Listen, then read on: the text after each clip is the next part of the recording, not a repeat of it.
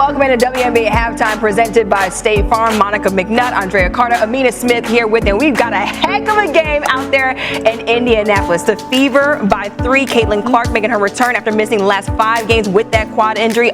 25 points in the first half. Yeah. Monica, how would you evaluate how Caitlin Clark came out the game? It doesn't look like she's missed a beat. I mean, yeah, no, you're absolutely right. That's appropriate. I mean, let me show you. I can show you better than I can. Whew, good job. Squad needed it.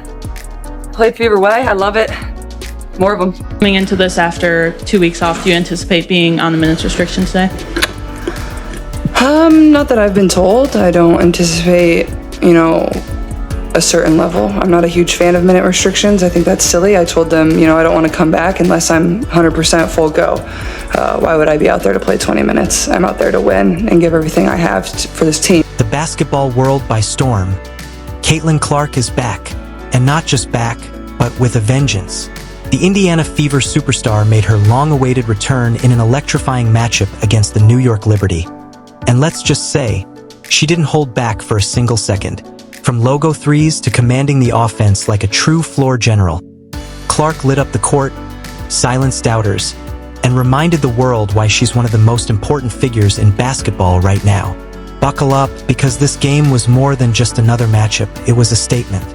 Let's break down exactly how Caitlin Clark torched the Liberty, reignited the Fever, and proved once again why she's a generational talent. Back in the lineup, I'm ready to go. I think you're just excited more than anything. It gets kind of difficult when you prepare for a game. Obviously, when I'm on the bench, still knowing the scout, knowing everything that the other team's going to do, and still trying to mentally prepare and go through everything like I'm going to play, even though I knew I wasn't going to play. So, doing that, but also knowing I was going to be able to be active today, I think gives you a little extra juice. So I'm certainly excited just to get back out there, get playing, and really good opportunity for us at home here, coming off of a loss. So it's a big game. The hype around her return. The build-up to Caitlin Clark's return had been nothing short of a media frenzy. After taking a short break due to a minor injury and rest protocol, fans were anxiously awaiting her comeback. The WNBA had already felt the effects of her absence, with viewership numbers dipping and excitement simmering down.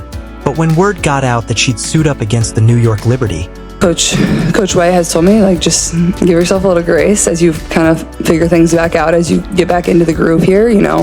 I've missed 5 games. My teammates have played 5 more games than I have. So it's just going to be a little bit of, shaking the rust off, giving myself some grace. But I feel like I've prepared in the manner that I'm ready for this game. I feel like I've been great in practice. I feel like our team has been really good in practice. And, obviously practice isn't the exact replica of a game, but I think Coach White does a really good job of putting us in situations that are going to be fairly similar. One of the top-tier teams in the league and home to stars like Sabrina Ionescu and Brianna Stewart, the buzz skyrocketed. Tickets sold out fast. Celebrities were in attendance. Social media was on fire. ESPN promoted the game like it was a playoff final. And Caitlin Clark? She embraced the pressure like only she can. This was her moment to remind everyone, from fans to critics, that the league is simply more exciting when she's on the court. The opening quarter explosive start. The game tipped off, and immediately you could tell Clark came to dominate. Within the first 3 minutes, she knocked down a deep 3 from way beyond the arc, sending the crowd into a frenzy. The Liberty defense was clearly focused on her, throwing double teams and trying to disrupt her rhythm, but she navigated it like a seasoned pro. Her vision was elite, dishing a no-look pass to Nalissa Smith in the paint and then hitting Christy Wallace for a spot-up corner 3. The chemistry was flowing. The energy was contagious. By the end of the first quarter, Clark had racked up 9 points, 3 assists, and 2 rebounds. She was already dictating the game's tempo. And let's not forget her defense, often criticized, was sharper than ever. She cut off passing lanes, hustled on every possession, and even forced a shot clock violation. A battle with the Liberty Stars. Now let's talk about the matchups. Caitlin Clark versus Sabrina Ionescu, a headline-worthy clash of generational guards. Caitlin from the logo. Oh my God! Just fire away from 3. Just getting up and she's down near the free throw line on the other end. Look Why did Oh my gosh. Oh my god, and of course Queen Johanna's counter players goes not logo. It was a back-and-forth duel, with both players exchanging buckets, assists, and leadership moments. But Clark brought something extra, that fiery edge. When the Liberty tried to go physical, Clark didn't back down. She absorbed contact and kept driving, kept shooting, kept dishing. At one point, after draining a tough fadeaway mid-range jumper, she let out a roar and slapped her chest, vintage Caitlin. Breanna Stewart tried to assert her presence as well, posting up and attacking the Fever frontcourt, but Clark's movement and floor spacing disrupted their defense. She wasn't just scoring. She was bending the entire Liberty defensive scheme.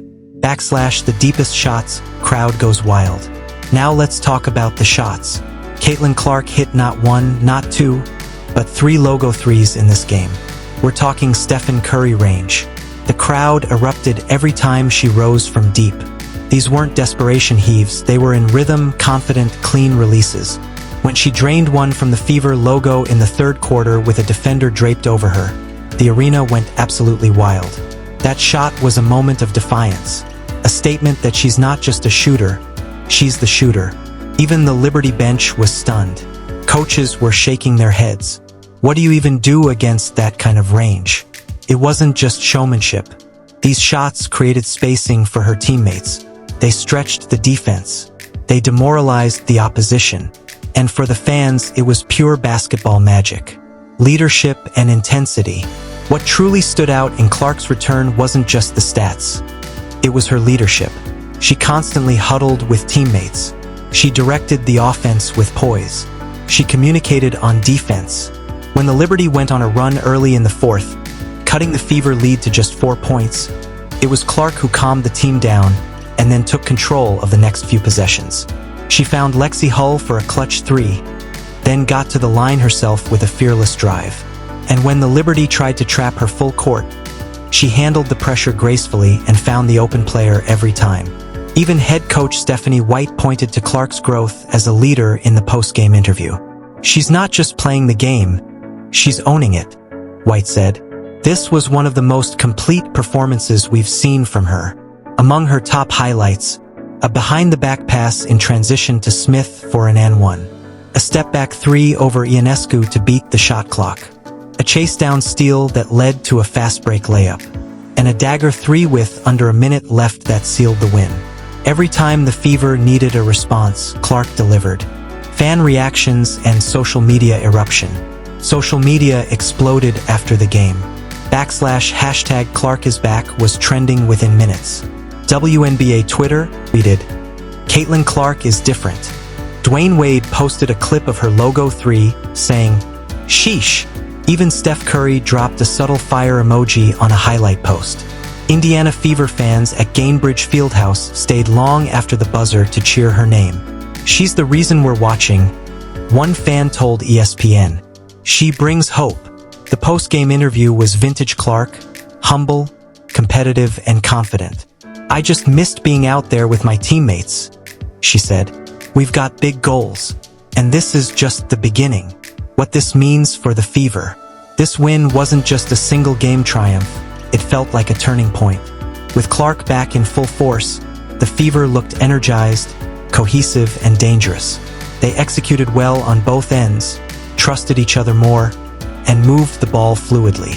And Clark's gravity opened up the floor for everyone. Players like Hull, Smith, and Mitchell all had better games simply because Clark was stretching the defense and controlling the pace. The team's playoff hopes, which seemed shaky during her absence, suddenly feel realistic again. Analysts are calling it one of the most inspiring mid-season performances in recent WNBA memory. And with matchups against other playoff contenders coming soon, the Fever now look ready to make a real push, with Caitlin Clark leading the charge. The WNBA needs Caitlin against the Liberty. Drop your thoughts in the comments below. Don't forget to like, subscribe, and hit that notification bell so you never miss a moment of Caitlin Clark's journey.